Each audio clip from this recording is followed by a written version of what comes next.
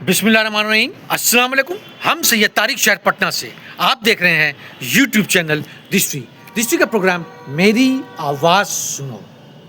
USSR 1991 में तोड़ा गया या वो खुद टूटा? दुनिया को क्या बताया गया और हकीकत क्या थी? दुनिया को ये बताया गया कि सोशलिस्ट नेशन था रशिया, इस वजह से टूटा। लोग वहाँ पे प्राइवेटाइजेशन चाहते थे और रिफॉर्म चाहते थे, जो वहाँ पे नहीं था। वहाँ पे लोगों को आज़ादी से ज़िंदगी जीने का हक नहीं था। गवर्नमेंट हर चीज़ को डिसाइड करती थी, क्या करना है क्या नहीं करना है, और इससे लोगों को परेशानी थी। लोग रिबिलियन हो रहे थे और लोग वेस्टर्न नेशन की तरह अपनी लाइफ जीना चाहते थे। ये नहीं चाहते थे कि वो उसी चीज़ को फॉलो करें जो गवर्नमेंट दे, जो गवर्नमेंट पॉलिसी बनाए उसी पे चलें, जो गवर्नमेंट खाने को दे उसी को खाएं। वो प्राइवेटाइजेशन चाहते थे, ग्रोथ चाहते थे और खुल के रहना चाहते थे। ये दुनिया को बताया गया, मगर हकीकत इसके पीछे दूसरी थी। सबसे बड़ी हकीकत जो थी वो ये थी ज्यूज़ की। ज्यूज़ के हाथ में पूरी दुनिया का बिजनेस है, ये तो एक चीज़ है। ज्यूज़ को सबसे बड़ा ख़तरा था मुसलमानों की आबादी का बढ़ना रशिया में, जो 1991 में 45 से 50 मिलियन थी। उसकी आबादी का 10% थी और उसको ये मालूम था कि मुसलमानों की आबादी ज़्यादा तेज़ बढ़ेगी बनिस्बत क्रिश्चियन के, क्योंकि क्रिश्चियंस पब्स में जाते हैं, क्रिश्चियंस फ्री सेक्स को इंजॉय करना चाहते हैं, क्रिश्चियन बच्चे पैदा नहीं करना चाहते हैं, क्रिश्चियन जो है दारू में लगते हैं, और मुसलमान इन सब चीज़ में नहीं रहता है। और मुसलमानों की आबादी बढ़ रही है और वो क्रिश्चियन के मुकाबले काफ़ी तेज़ है। आने वाले वक्त में मुस्लिम डोमिनेटिंग नेशन हो जाएगा, जो ख़तरा रहेगा यहूदियों को थर्ड टेम्पल बनाने में, क्योंकि थर्ड टेम्पल जब बनेगा तो मस्जिद अक्सा को डिमोलिश किया जाएगा, और मस्जिद अक्सा को जब डिमोलिश किया जाएगा तो रशिया जो है मुस्लिम डोमिनेटिंग होगा, तो रशिया का फुल सपोर्ट जो होगा मुसलमानों को होगा, और फिर उसके बाद उसको कंट्रोल करना, निपटना इतना आसान नहीं होगा। तो ये लॉन्ग टर्म पॉलिसी जो थी वो कैपिटलिज्म के आड़ में प्रमोट की गई और रशिया में डाली गई, रशिया में भेजी गई, और रशिया को उसी तरीके से तोड़ा गया जिस तरीके से खिलाफत उस्मानिया को तोड़ा गया था, ताकि फ़िलिस्तीन में जो है अपने लिए जगह हासिल कर सके और थर्ड टेम्पल के लिए धीरे धीरे आगे बढ़ें। मिखाइल गोर्बाचोव की सरकार थी 1991 में, उसका तख्ता पलट करने की कोशिश की गई। मिखाइल गोर्बाचोव के ख़िलाफ़ मुखालफत पैदा की गई, लोकल अनरेस्ट पैदा किया गया। जब लोकल अनरेस्ट बढ़ने लगा, बगावत बढ़ने लगी, तो मिखाइल गोर्बाचोव ने रिफॉर्म लाने की कोशिश की, रिफॉर्म ओपननेस लाने की कोशिश की, इकॉनमी रिस्ट्रक्चर का प्लान लेके आए। मगर उसी दौरान ऑर्थोडॉक्स कम्युनिस्ट की लॉबी से और कम्युनिस्ट पार्टीज़ के मिली जुली भगत से कूप कराने की कोशिश की यहूदियों ने, कैपिटलिस्टों ने। उसके लीडर थे बोरिस येल्सिन। इस कूप में तो वो फेल हो गए, सक्सेसफुल नहीं रह पाए, मगर एक चीज़ में वो सक्सेस पा गए कि मिखाइल गोर्बाचोव के पावर को घटा दिया गया और बहुत सा पावर बोरिस येल्सिन के हाथ में आ गया। फिर उसके बाद 11 जो रिपब्लिक थी यूएसएसआर की, उन्होंने आपस में बैठ करके इंडिपेंडेंट होने के लिए डॉक्यूमेंट को साइन किया। आलमा आटा, जो अक्टूबर 1991 में, अगस्त 1991 में या दिसंबर 1991 में साइन किया गया। जब ये साइन हो गया तो सारे मुल्क आज़ाद हो गए, उसमें से 6 मुल्क मुसलमानों के भी निकले। बोरिस येल्सिन सबसे पावरफुल नेता होके उभरे और सारी कम्युनिस्ट लॉबी का इनको सपोर्ट मिला, और ये पहले प्रेसिडेंट बने रशिया के।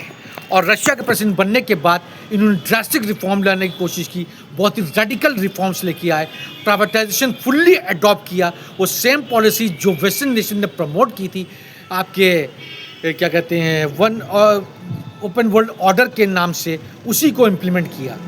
लिबरलाइजेशन लाया गया, फिर उसके बाद ग्लोबलाइजेशन लाया गया।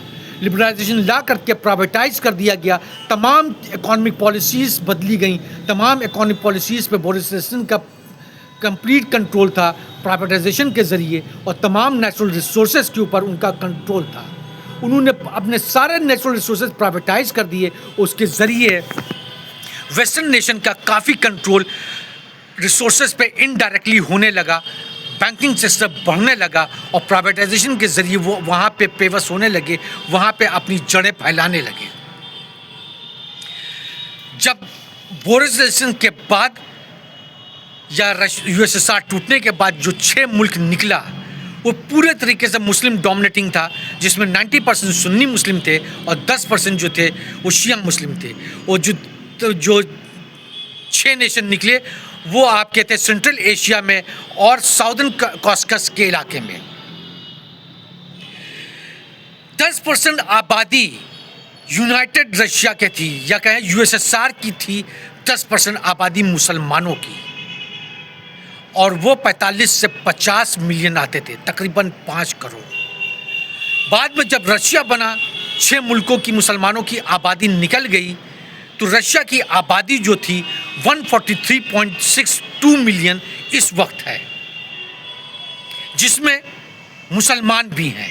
और मुसलमान रशिया में मौजूदा वक्त में 18% से 20% के अप्रॉक्सीमेटली हैं, जो मौजूदा वक्त की ग्लोबल सेंसस बताती है। मगर इसके अलावा जो सेंसस है वो कहती है कि रशिया के अंदर मौजूदा वक्त में 25% मुसलमान हैं और ग्रोथ लेवल मुसलमानों का ज़्यादा है। और आने वाले वक्त में ग्लोबल पॉपुलेशन सेंसस के हिसाब से 2050 तक मुसलमानों की आबादी रशिया में 30% हो जाएगी। मगर ये ग्लोबल पॉपुलेशन सेंसस का है, मगर जो लोकल पॉपुलेशन सेंसस है उसका मानना है कि आने वाले वक्त में 2050 तक रशिया की आबादी 50% से 51% मुस्लिम हो जाएगी। अगर ये 50% मुसलमान आबादी हो जाएगी तो मुस्लिम डोमिनेटिंग फिर हो जाएगा, वही मसला रहेगा जो यहूदियों को पहले था। अगर ये टूटा ना होता और 6 नेशन मुसलमानों के वहाँ पे होते तो मौजूदा वक्त में इन 6 मुल्कों की आबादी 92 मिलियन है मुसलमान मुल्कों की। अभी 92 मिलियन में रशिया की आबादी जो मौजूदा वक्त में है उसको 25 मिलियन को जोड़ दिया जाए तो तकरीबन 115 से 120 मिलियन आबादी हो जाएगी। और अगर रशिया टूटा ना होता, यूएसएसआर ऐसे ही इंटैक्ट होता, तो उसकी आबादी तकरीबन 300 मिलियन होती और 300 मिलियन में तकरीबन 120 मिलियन मुसलमान होते और जो 2050 तक आते आते ये रशिया की यूएसएसआर की आबादी का 60% तक हो जाते। तो ये खतरा था यहूदियों को सबसे बड़ा कि अगर मुसलमानों की आबादी बढ़ती रही तो रशिया मुस्लिम नेशन हो जाएगा। तो इसको तोड़ने के बाद मुसलमान नेशन को हटा दो, निकाल दो, छोटे छोटे मुल्क बना दो, आपस में लड़वा दो, कंट्रोल कर ले, ताकि रशिया में ये ना रहे। मगर उसके बावजूद अब रशिया में तकरीबन 30 मिलियन आबादी हो जाए, 30% आबादी हो जाएगी 2050 में। ये एक्सपेक्टेड वर्ल्ड एक पॉपुलेशन फोरम का है, मगर हकीकत में वो 50% पॉपुलेशन होगी मुसलमानों की। तो इस खतरे की वजह से इन्होंने रशिया को तोड़ा, क्यों अगर ये इंटैक्ट रहेगा तो मस्जिद अक्सा के टूटने पे ये पूरी तरीके से जंग लड़ेगा और रशिया का पूरा हथियार टेक्नोलॉजी इनके पास होगी और इनको हराना नामुमकिन होगा। अब 6 मुल्क निकालने के बाद, तोड़ने के बाद, वो 6 मुल्कों के पास न्यूक्लियर पावर ज़रूर है, मगर न्यूक्लियर की तमाम चीज़ें कंट्रोल रशिया के पास है। न्यूक्लियर वेपन होने के बावजूद, बॉम्ब होने के बावजूद, मिसाइल होने के बावजूद वो रशिया के कंट्रोल में रहेगा। ये एडवांटेज रहा। तो दुनिया को यहूदी कुछ दिखाते हैं और हकीकत कुछ होती है। न्यू वर्ल्ड ऑर्डर दिखाया दुनिया को। ये तो एक तरीका था रशिया के अंदर घुसने का, रशिया को तोड़ने का और मुसलमानों की आबादी को रशिया से अलग हटाने का, ताकि मुसलमान रशिया में ना हो, उनकी मेजॉरिटी ना हो, मुस्लिम डोमिनेटिंग नेशन ना बन सके रशिया। क्योंकि मुसलमान दारू पिएगा नहीं, शराब पिएगा नहीं और बच्चे पैदा करेगा और आबादी उसकी बढ़ेगी, क्रिश्चियन की आबादी घटेगी। तो ये डर था, तो ये लॉन्ग टर्म पॉलिसी थी यहूदियों की। इसको लोगों ने नज़रअंदाज किया। शुक्रान।